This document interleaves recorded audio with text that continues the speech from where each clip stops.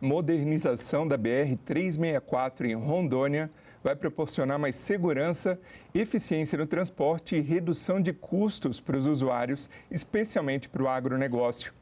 Começa agora mais um Assunto de Estado e hoje a gente vai falar aqui no programa sobre essa rodovia, além de educação em tempo integral, saúde, entre outros temas. E para conversar comigo, o nosso convidado de hoje é o senador Confúcio Moura, do MDB de Rondônia. Bem-vindo, senador. É uma satisfação estar no programa, uma alegria muito grande para falar de Rondônia e de outros assuntos de interesse do povo brasileiro. Vamos conversar e eu estou às suas ordens. Obrigado, senador. Foi realizada recentemente a concessão da BR-364 em Rondônia. A gente preparou aqui uma arte para falar mais a respeito. Vamos lá. Então, é a Rota Agro-Norte, né, como é conhecida. São mais de 680 quilômetros de rodovia de Vilhena a Porto Velho, em um investimento que supera 10 bilhões de reais e um prazo de 30 anos de contrato. A concessão prevê a duplicação de 107 quilômetros e faixas adicionais, é prevista uma extensão de 190 quilômetros de faixas adicionais. E toda essa concessão prevê também a geração de empregos de 92 mil postos. Qual a avaliação que o senhor faz do impacto econômico para o seu estado? Essa concessão ela tem várias finalidades, vários objetivos. Um deles é a redução de acidentes com mortes. A rodovia ela não foi pensada para ter essa grande quantidade de escoamento de cargas, principalmente de grãos, soja, milho e tudo mais, né? Além das cargas das mercadorias ordinárias de consumo no Acre, Rondônia e no estado do Amazonas. Mas com o aumento da produção de soja no oeste e norte de Mato Grosso e também no estado de Rondônia, a quantidade de carretas é semelhante ao que tem aquelas rodovias do Aço de Minas Gerais. É muito tráfego, pesadíssimo, né? E muitos acidentes mortais. Então, essa rodovia, ela vem, essa duplicação e essa construção de terceiras faixas, vem com esse objetivo. Além de gerar emprego, gera também comodidade para os motoristas, gera os pontos de parada obrigatórios para descanso dos motoristas, a sinalização das pistas, isso é muito importante, né? Essa série de segurança, de guinchos, ambulâncias para dar prestação de serviços às pessoas. Então, ela realmente passa a melhorar mais o atendimento ao público. E com base nos termos dessa concessão, o senhor acredita que eles atendem aos anseios da população, principalmente no que tange a faixa duplicada? Eu creio que a população, ninguém contestou, houve as audiências públicas em Rondônia, teve em Vilhena, teve em Porto Velho, teve em Brasília. E houve pouca manifestação da população, não sei se foi um pouco antes, eles não estavam bem mobilizados. Quando agora surgiu a concessão propriamente dita, houve uma manifestação, principalmente da bancada federal, contrária à concessão. Mas para nós, no meu caso, eu discordo profundamente, porque além de ser muito benéfica na redução dos acidentes, como eu falei inicialmente, ela é uma rodovia que vai acomodar muito bem a previsibilidade do movimento de carretas, de transporte, a segurança das entregas, não é? E a comodidade para as pessoas. Então, eu creio que essa discussão política ela é mais um jogo, como eu falo, eleitoral, porque ela vem justamente na antecedência do ano que vem, que é um ano político. Então, o pessoal fica todo alvoroçado, achando, vai cobrar pedágio, por que não faz essa duplicação com recurso do Orçamento Geral da União? Porque não tem dinheiro. Não faz, porque, lógico, seria muito mais importante para a população se o governo tivesse dinheiro suficiente para aplicar 10 bilhões de reais na duplicação, mas não tem esse dinheiro. Hoje, o orçamento antes da concessão era em torno de 600 milhões para manutenção de todas as rodovias federais. Como é que você vai fazer uma duplicação, terceiras faixas, com 600 milhões para tudo? É impossível. E manutenção. E manutenção não dá. Então, teria que ser a concessão mesmo para terceiros. Então, foi o que aconteceu, foi no dia 27 de fevereiro, na Bolsa de Valores de São Paulo, na B3. Eu estava presente, assisti o evento, foi muito rápido, mas foi muito comemorado. E certo é que agora é a assinatura do contrato agora no mês de junho e julho e a empresa já entra no trecho imediatamente. E outra prioridade em infraestrutura que o senhor defende e apoia é a construção da ponte binacional Guajará-Mirim, que liga o Brasil à Bolívia.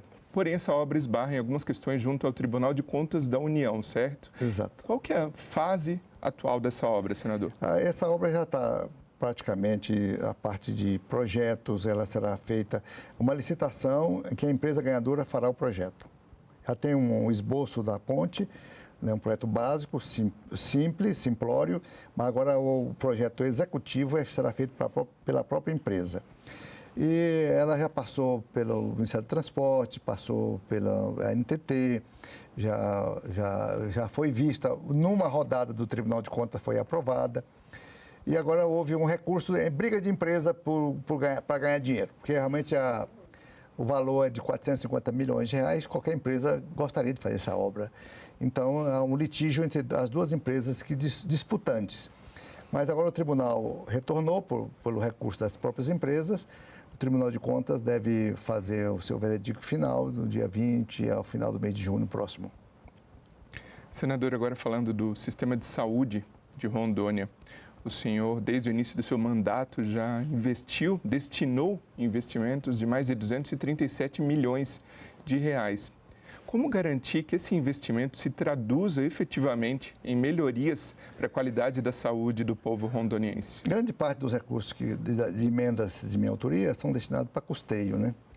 Porque o recurso hoje dos municípios é em torno de 15%, que é a obrigação deles investirem. Tem município que agora mesmo, estava falando com o prefeito de Nova Brasilândia, ele está aplicando 40% dos seus recursos próprios na manutenção da saúde. Um prefeito que aplica 40% não sobra dinheiro para nada. Ele aplica obrigatório, ele aplicando 40%, mais 20% ou 25% de obrigatório na área de educação. O dinheiro acabou. E arrumar asfalto, buraco, pontes, estradas e o restante todo, a iluminação pública, enfim, então o dinheiro é consumido na saúde. Então, esse de recursos dessas emendas, elas têm uma importância muito grande, principalmente para os municípios pequenos. No caso de Rondônia, até Porto Velho, que é a capital, porque Porto Velho é tão grande que é como se fosse um estado de Sergipe. De uma ponta do município de Porto Velho na outra dá 400 quilômetros. O município, você roda 400 quilômetros dentro do próprio município. Tem distrito que fica a 380 quilômetros da sede de Porto Velho. Então, você imagina como é que vai manter uma estrutura de saúde nos distritos. Tem as populações ribeirinhas, a beira do Rio Madeira, que vai até na divisa com o estado do Amazonas, tem cheio de comunidades. E todas têm uma unidade de saúde, tem um médico, tem o consumo de remédios. Então, mesmo na capital, ela necessita de recursos para custeio. Então, nós colocamos recursos para custeio, não só eu, mas com toda a bancada, para poder ajudar essas prefeituras. Essas emendas são muito criticadas, né? De fato, elas aumentaram muito em relação a quando eu fui deputado na década de 90, era insignificante o valor dessas emendas. E hoje elas estão realmente um valor muito alto, girando em torno de 51 bilhões de reais por ano, entre Senado e Câmara dos Deputados. Então, um volume considerável de recurso e o governo realmente elege a saúde como obrigatória para poder ajudar até nas transferências obrigatórias que o Ministério da Saúde tem com os municípios. Então, nós ajudando, colocando esse dinheiro, já vai atendendo bastante os municípios rondonienses. O senhor comentou nos municípios mais carentes, né, cidades menores, regiões rurais, às vezes ribeirinhas, e houve um incidente recente com um hospital flutuante na região. Queria que o senhor comentasse a respeito com a nossa audiência. Justamente na cidade de Guajará-Mirim faz divisa com a Bolívia, né? A divisa lá entre Brasil e Bolívia é o rio Mamoré-Guaporé, né? Um rio grande, muito caudaloso. E nessa margem do lado brasileiro tem muitas comunidades isoladas, muitas comunidades indígenas, muitos extrativistas. Eles moram lá secularmente, eles vêm de origem dos seus ancestrais e eles não saem dessas glebas. Eles gostam de morar nas glebas, nas beiras dos rios. tem as comunidades indígenas, tem índios isolados, índios distantes. Então, esse barco dava assistência odontológica e médica. Ele subia o rio a cada 21 dias, um mês, e atendia todo mundo e veio até lá de Guajará-Mirim até Costa Marques e voltava, que são municípios distantes. Parava em cada município, aí tem o dentista que atende as necessidades, tem os médicos que atendem os exames laboratoriais, tem o ultrassom que fazem para eles, então ajuda muito. E agora, por um infortúnio lá, não sei, não vou falar o motivo, a causa exata, até que foi um acidente, né? Esse barco afundou, ele desgarrou de onde estava atracado e bateu lá nas pedras e afundou. Eu que construí esse barco, quando eu era governador do estado, senti muito, né? Que é um barco muito, muito bonito, muito organizado, vários pavimentos. Foi um barco feito com recurso do estado e recurso da usina hidrelétrica de Jirau. Eles deram como contrapartida esse investimento e ajudou muito, né? Então, eu senti muito, porque eu sou um construtor de barcos. Quando eu fui lá atrás, nos anos 88, 87, fui secretário de Estado de Saúde, eu construí 4 barcos hospitais, né? Coloquei nos rios caudalosos de Rondônia para atender essas comunidades extrativistas, esses pescadores, indígenas, gente pobre, gente isolada, né? Gente que sofre, gente que não é vista, né? Que eu chamo de como povos isolados, povos que normalmente o pessoal fala Brasil profundo. Esse Brasil profundo são essas pessoas que vivem assim nessas comunidades e precisa de uma mão do governo para que eles sejam vistos e atendidos como cidadãos. Que o Estado possa, então, fazer a reposição. Isso aí agora tem esse longo percurso, nós estamos na iminência de um ano eleitoral, tem que esperar um futuro governador que tenha interesse nessa causa, né, de construção desses barcos assistenciais. Senador, ainda no tema saúde, agora a gente tem uma pergunta lá da Assembleia do seu estado, vamos à tela. Olá, senador Confúcio, tudo bem? Aqui é o Cícero Moura, jornalista da TV Assembleia de Rondônia. Senador, a minha pergunta para o senhor diz respeito à questão da saúde. Há uma discussão muito grande aqui em Rondônia sobre a privatização da saúde em nosso estado. O senhor conhece muito bem, o senhor foi governador e sabe da demanda que o Rondônia tem em relação a um estabelecimento de saúde, a um hospital, né, que atenda às necessidades da população.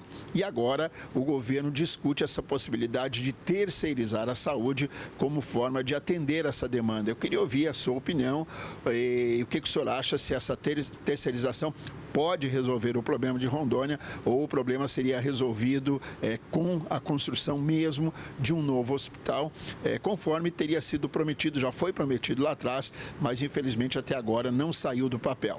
Muito obrigado. Perfeito.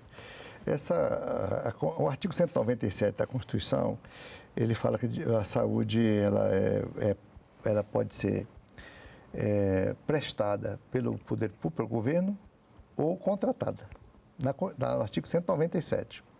Então, é possível, porque nós temos já vários serviços de saúde contratados, terceirizados.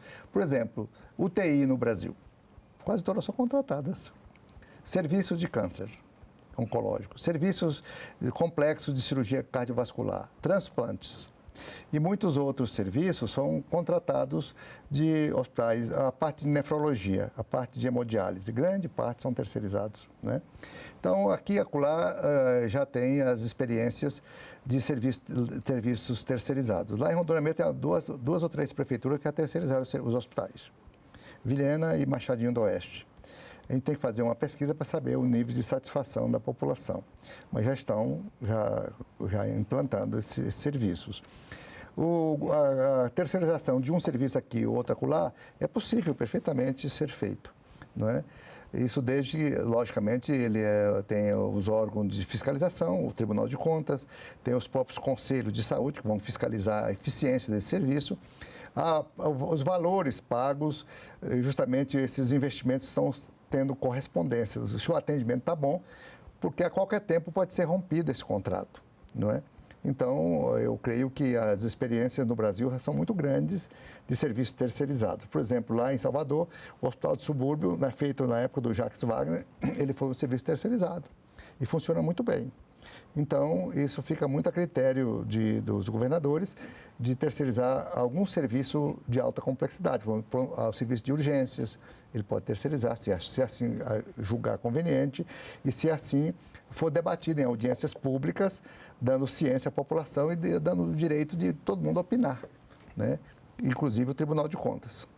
E complementando a pergunta do Cícero, não só na privatização, mas o senhor também anunciou recentemente a implantação de um hospital universitário em Porto Velho. Perfeito. O que o povo pode esperar em termos de qualidade aprimorada do serviço de saúde para Porto Velho e região?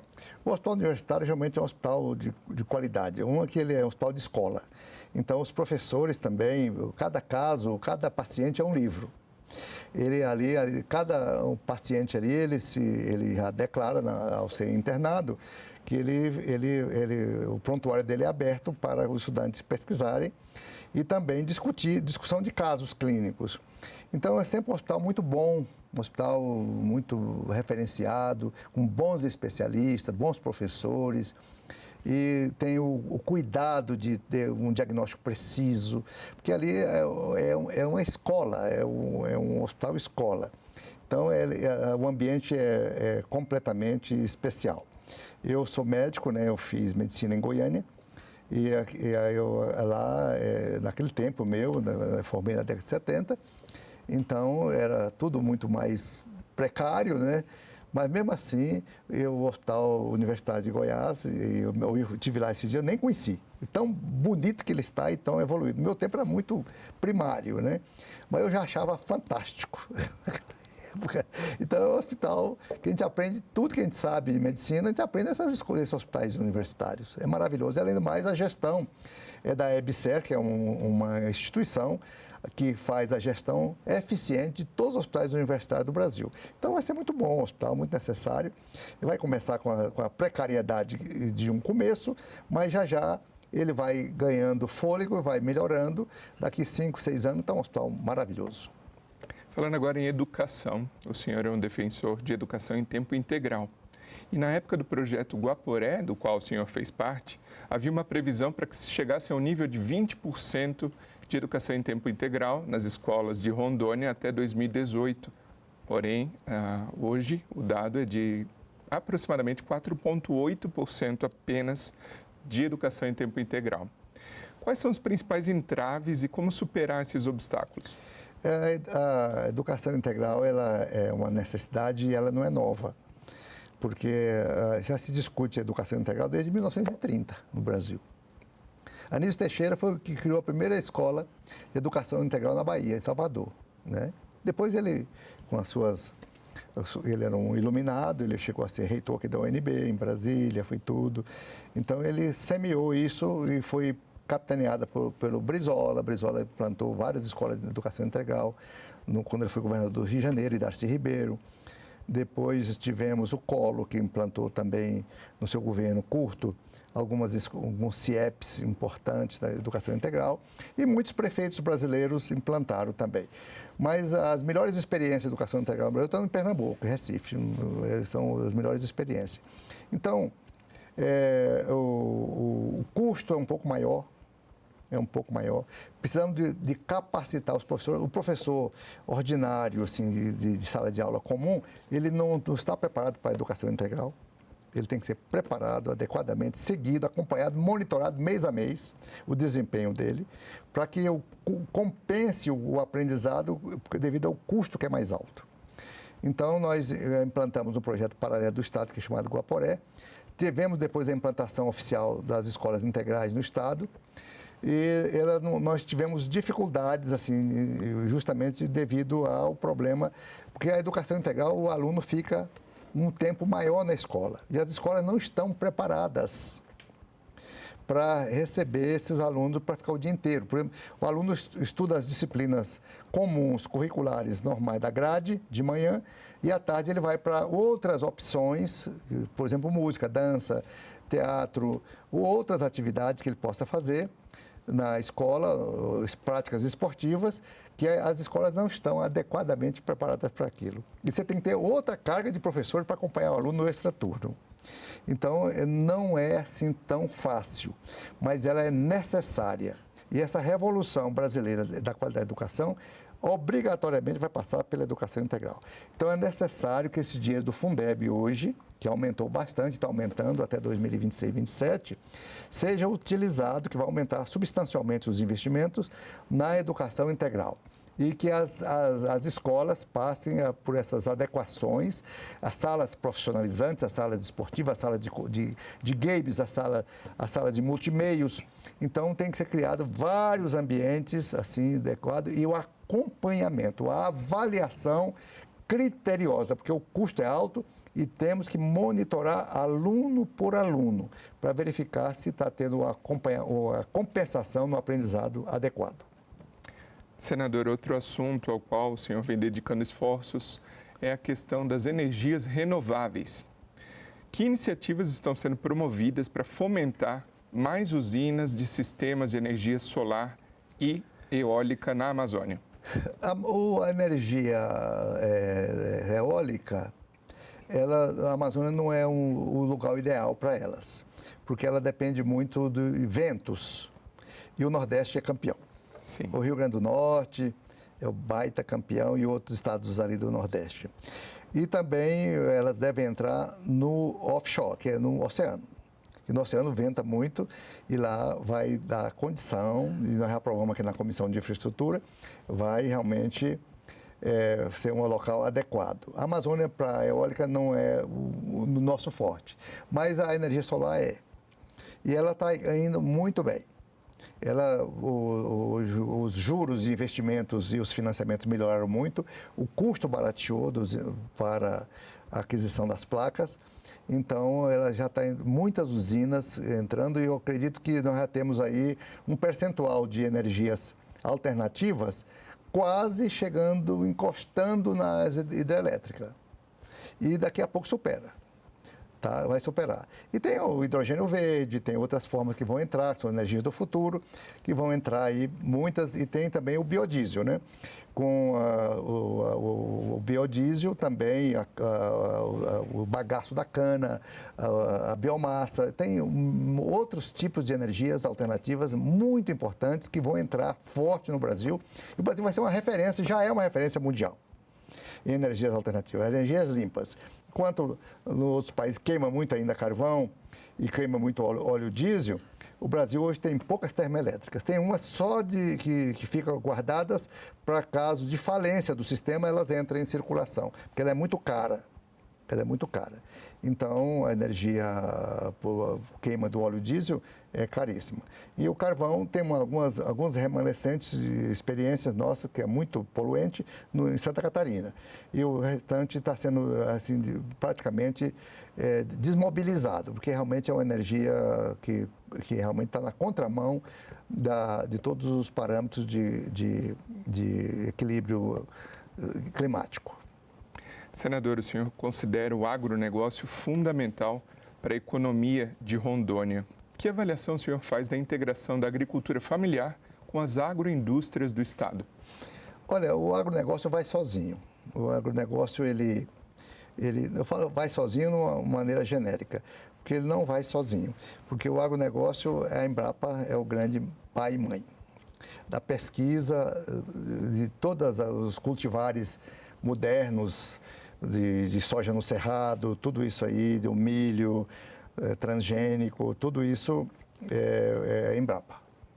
A Embrapa é a grande madrinha do agronegócio. Sem ela não teria agronegócio venturoso como tem no Brasil hoje.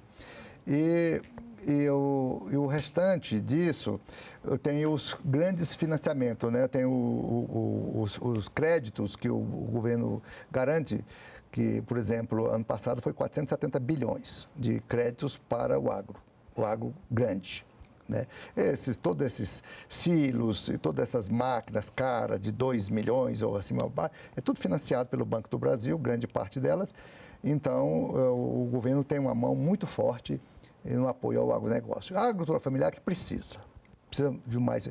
Por exemplo, a comparação, os investimentos, o crédito dispensado pelo governo para a agricultura familiar foi 73 bilhões. O do agro, 470.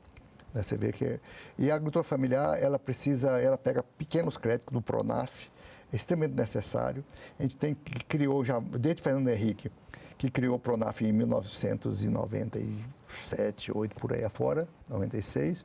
E hoje nós temos uma variável muito grande de Pronafs, mas na Rondônia, principalmente, o Pronaf é financiado pelo Banco da Amazônia.